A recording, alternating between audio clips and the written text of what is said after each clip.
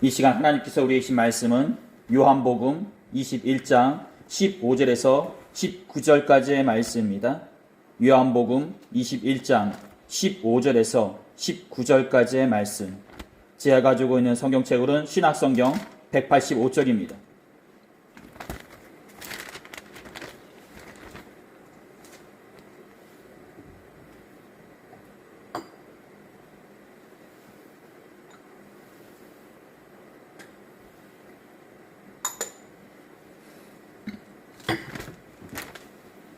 다 찾으신 줄 믿고요. 제가 한 절 읽고 여러분 한 절 읽다가 마지막 19절은요. 다 같이 읽도록 하겠습니다. 제가 먼저 15절 읽도록 하겠습니다. 그들이 조밥 먹은 후에 예수께서 시몬 베드로에게 이르시되 요한의 아들 시몬아 내가 이 사람들보다 나를 더 사랑하느냐 하시니 이들의 주님 그러하나이다. 내가 주님을 사랑하는 줄 주님께서 아시나이다. 이르시되 내 어린 양을 먹이라 하시고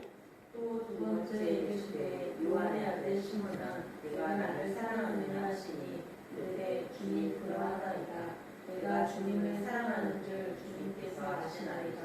이르시되 내 양을 치라 하시고 세 번째 이르시되 요한의 아들 시몬아 내가 나를 사랑하느냐 하시니 주께서 세 번째 내가 나를 사랑하느냐 하심으로 베드로가 근심하여 이르되 주님 모든 것을 아시오매 내가 주님을 사랑하는 줄을 주님께서 아시나이다. 예수께서 이르시되 내 양을 먹이라. 내가 진실로 너에게 이르노니 내가 젊어서는 스스로 띠띠고 고단한 옷으로 분양하리라. 늙어서는 내 팔을 벌리리니 남이 내게 띠띠우고 원하지 아니하는 곳으로 데려가리라. 이 말씀을 하심은 베드로가 어떠한 죽음으로 하나님께 영광을 돌릴 것을 가리키심이리라. 이 말씀을 하시고 베드로에게 이르시되 나를 따르라 하시니 아멘. 오늘 여러분들과 사순절을 맞이해서요. 너는 누구냐? 부제로는 정체성에 대해서 물어보다 라는 제목으로 다 같이 하나님의 말씀 나눠가겠습니다. 우리 말씀 나누기 전 앞뒤 좌우로 마음과 정성을 모았어요. 예수님의 이름으로 축복의 인사 나누도록 하겠습니다. 예수님의 이름으로 사랑하고 축복합니다. 예수님의 이름으로 사랑하고 축복합니다. 말씀 나눠가겠습니다. 예수님께서 잡히시던 날밤 예수님의 애제자라 할 수 있는 베드로는 세 명의 사람들을 만나게 됩니다. 그리고 그 중에 하나는 예수님께서 끌려가셨던 대제사장 공감 마당에서 마주친 여종이라 볼 수 있고 또 다른 하나는 그 여종에게 쫓겨 도망가던 중 대문에서 마주친 또 다른 여종이라 볼 수 있을 것입니다. 그리고 또한 또 다른 하나는 그 자리에 서 있던 사람들이라 볼 수 있을 것입니다. 베드로는 그 세 명의 사람들에게 똑같은 질문을 받게 되는데 그 질문은 너도 갈릴리 사람 예수와 함께 있던 자가 아니더냐? 라는 질문이었습니다. 사람들은 베드로에게 자신의 정체성에 대해서 물었던 것입니다. 즉 너도 예수님께 속해 있는 사람이 아니냐라는 것입니다. 이에 대해 베드로는 제자로서는 하면 안 되는 대답을 하게 되는데 그 대답은 나는 그 사람을 모릅니다. 또는 맹세하건대 나는 그 사람을 전혀 모릅니다. 라고 대답하였던 것입니다.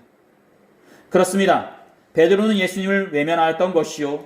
자신이 누구냐에 대해서 나는 그런 사람이 아니다 라고 대답하였던 것입니다. 사랑하는 성도 여러분, 베드로가 예수님을 전혀 모르는 사람인가 싶습니다. 아닙니다.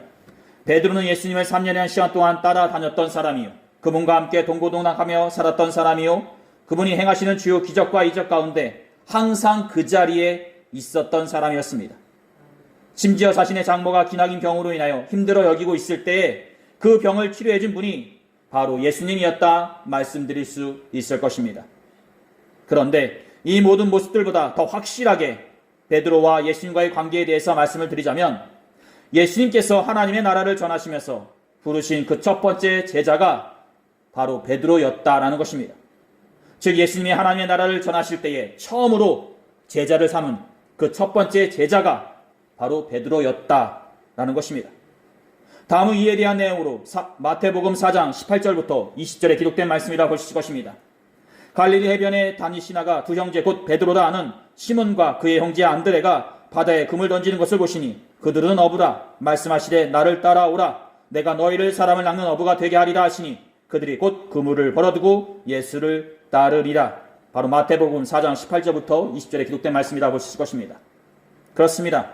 베드로는 예수님의 첫 번째 제자였던 것이요. 그 누구보다 예수님을 잘 아는 사람이었던 것입니다. 즉 여타의 다른 제자들보다도 더 가까운 제자였다라는 것입니다.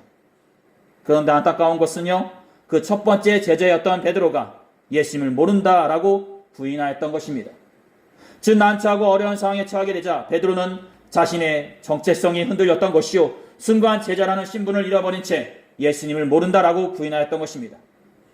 예수님과의 밀접한 관계 가운데 정체성이 확실하게 자리 잡혀 있으면 어떤 상황 속에서도 예수님을 인정하겠지만, 그 정체성이 확실하게 잡혀져 있지 않으니 곤란하고 어려운 상황에 처하게 되자 예수님을 모른다라고 부인하였던 것입니다. 사랑하는 성도 여러분, 이렇듯 베드로가 예수님을 부인한 모습이 혹여나 베드로 한 명에게만 비춰지는 모습일까 싶습니다. 즉 자신의 정체성이 확실하게 잡혀져 있지 않은 사람이 혹여나 베드로 한 명뿐이겠냐는 것입니다. 누구든지 성도로서의 자신의 정체성을 까맣게 잊을 때가 있고, 누구든지 자신이 누구인지 까맣게 잊을 때가 있지 않나 싶습니다. 성도라는 정체성이 잡혀져 있지 않기에 며칠씩 예배 불참하고 기도하지 않아도 아무 느낌이 없는 것이요, 성도라는 정체성이 잡혀져 있지 않기에 교회에서의 삶과 세상에서의 삶이 분리되어 있는 것입니다. 즉 내가 누구이고 어디에 속해 있는 사람인지 확실하게 잡혀져 있지 않기에 순간의 상황과 환경에 따라서 때로는 이런 사람으로, 때로는 저런 사람으로 바뀌게 된다는 것입니다. 즉 뿌리가 깊게 뻗어 있지 않은 나무가 풍파에 이리저리 흔들리듯이 예수님과의 관계 가운데 정체성이 뿌리 깊게 내려 있지 않으니 상황에 따라서 때로는 제자로, 때로는 세상적인 사람으로서 있게 된다는 것입니다. 제가 아는 선배 목사님께서 하신 말씀 중에 이런 말씀이 있으셨습니다. 그 목사님께서는 여러 직분과 직책을 맡으시면서 사람을 세울 때가 있으셨는데, 그럴 때마다 항상 염두에 두고 계신 것은 그 사람의 정체성에 대해서 묻는다는 것이었습니다. 즉 동문회 임원을 세울 때에는 동문회의 자긍심을 갖고 헌신할 마음이 있는 사람을 세우고, 연회 임원을 세울 때에는 학연, 지연을 떠나서 목회자로서의 자질과 능력을 보아서 세우고, 교회 임원을 세울 때에는 성도로서의 모습과 교회에 헌신할 마음이 있는 사람을 세우신다는 것이었습니다. 그리고 그런 정체성이 있는 사람을 세우게 되면 무슨 일이든지 간에 돌파하고 헤쳐나갈 수 있지만, 만약 그렇지 않은 사람을 세우게 된다면 언젠가는 상황에 따라서 흔들리게 되고 언젠가는 상황에 따라서 분열을 조장하는 사람으로서 있게 된다는 것이었습니다. 그렇습니다. 그리고 이런 모습은 우리가 살아가는 세상의 조직과 공동체에서도 보여지지 않나 싶습니다. 즉 우리가 회사에서 또는 모임에서 사람을 세울 때에 정체성이 없는 사람을 세우게 된다면 그 사람은 언젠가는 상황에 따라서 이런 사람으로 또는 저런 사람으로 바뀌게 된다는 것입니다.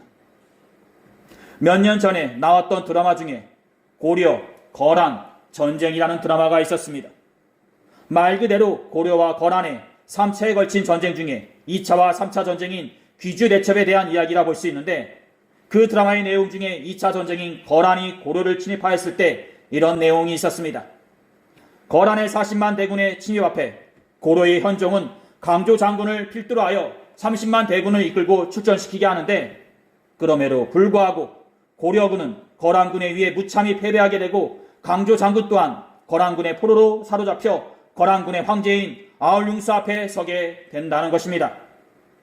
거란군의 황제인 아울융서는 강조 장군과 붙잡혀온 또 다른 장군들에게 자신의 신하가 될 것인지 아니면 죽음을 선택할 것인지 묻게 되고, 이에 대해 붙잡혀온 장군들은 거란의 신하가 되겠다고 고백한 반면 강조 장군은 도끼를 휘두르는 야만인의 신하가 되느니 사지가 찢겨도 고려의 신하로 남겠다고 고백하게 된다는 것입니다.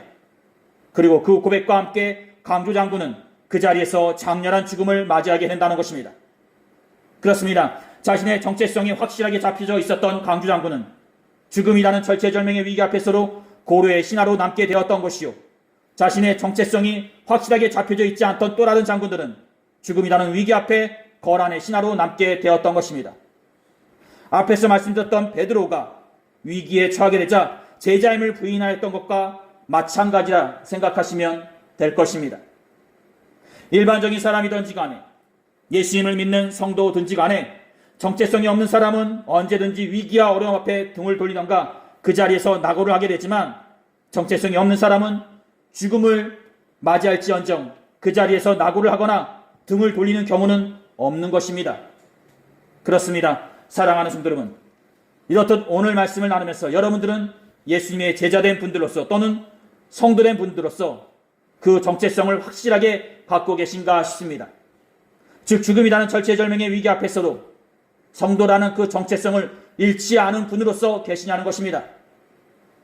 우리가 성도라는 그 정체성을 확실하게 갖고 있지 않다면 우리는 신앙생활하면서 겪게 되는 모든 상황 속에서 베드로의 모습을 보여주게 될 것이요 나아가 예수님을 떠나기도 할 것입니다.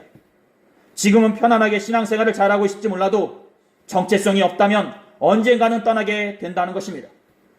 하지만 우리의 중심 속에 성도로서의 정체성이 확실하게 자리 잡혀 있다면 우리는 어떤 풍파와 상황 속에서도 성도의 모습을 보여주게 될 것입니다.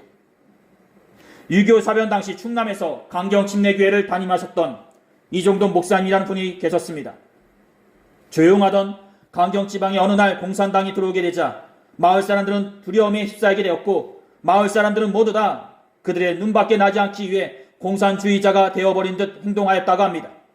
그리고 예수님을 믿던 사람들까지도 모두 다 자신들이 그리스도인임을 나타내기를 꺼려했다고 합니다. 이런 상황에 목사님은 후배인 김장배 목사님을 찾아가 두껍고 큰 종이에다가 명함을 만들어 달라고 부탁하게 되었고 이에 김장배 목사님께서는 생전에 명함 한 장 안 지니시고 다니시다가 갑자기 명함을 만들어 달라는 이유가 무엇이냐고 묻게 되었다고 합니다. 그러자 이종동 목사님께서는 이렇게 말씀하셨다고 합니다. 이 명함을 가지고 다니면서 경찰이고 공산당원이고 내가 만나는 사람들마다 나눠주려고 하네 라고 말이죠. 그러자 김장배 목사님께서 아이고 목사님 다른 사람들은 다 그리스도인이라는 것을 숨기려고 하는데 이게 무슨 말씀이십니까? 큰일이라도 당하시면 어떡하시려고요? 라고 하면서 만류하였다고 합니다. 그러자 이에 이종동 목사님께서 하시는 말씀이 아니 이 사람아 자네도 그리스도인이라는 것이 부끄러운가? 내가 복음을 전하는 목사라는 사실을 숨겨야 할 이유가 무엇이 있는가? 라고 하면서 명함과 함께 복음을 전하시다가 공산당의 총탄에 순교를 하셨다고 합니다. 그렇습니다. 이종돈 목사님께서는 당신이 누구신지 확실하게 아셨던 것이요 그러기에 생명이 위태로운 상황 속에서도 변함없이 복음을 전하셨던 것입니다. 그리고 변함없이 당신이 누구신지 사람들에게 알렸던 것입니다. 그렇습니다. 사랑하는 성도 여러분, 이렇듯 이 자리에 앉아 계신 여러분들은 어떤가 싶습니다. 여러분들은 여러분들이 누구신지 확실하게 알고 계십니까? 주 예수님과의 끈끈한 관계 가운데 속에 성도라는 정체성이 확실하게 자리 잡혀 있으시냐는 것입니다. 이렇듯 사순절을 지내면서 여러분들의 정체성은 어떠한지 한번 살펴보시기 바랍니다. 즉 오늘 말씀의 제목처럼 너는 누구냐? 라는 질문 앞에 나는 어디에 속해 있는 사람이고 어떤 사람이다. 즉 나는 예수님을 믿고 따르는 성도라는 말을 할 수 있으시다면 그분은 어떤 상황 속에서도 흔들리지 않는 분이시라는 것입니다. 이렇듯 예수님을 부인했던 베드로는 차후에 다시 예수님과 마주하게 됩니다. 바로 부활하신 예수님을 말이죠. 그리고 그 자리에서 예수님께서는 베드로에게 이런 질문을 하시게 되십니다. 바로 오늘 우리에게 주어진 본문 15절 상반절에 기록된 말씀이라 볼 수 있을 것입니다. 그들이 조밥 먹은 후에 예수께서 시몬 베드로에게 이르시되 요한의 아들 시몬아 내가 이 사람들보다 나를 더 사랑하느냐? 이 말씀이 무슨 말씀일까 싶습니다. 바로 세상보다 나를 더 사랑하느냐? 즉 네가 나를 믿고 따르는 제자로서 있느냐라고 베드로의 그 정체성에 대해서 예수께서 물으셨던 것입니다.